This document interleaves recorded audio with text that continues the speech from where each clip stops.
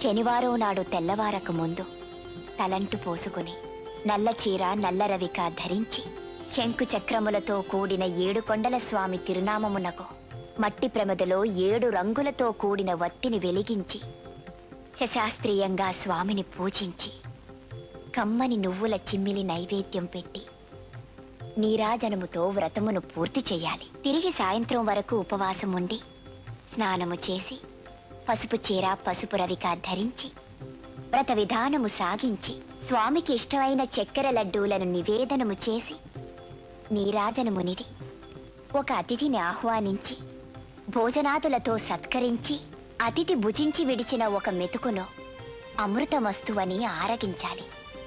అప్పటికి ఆనాటి శనివార వ్రతం పూర్తవుతుంది.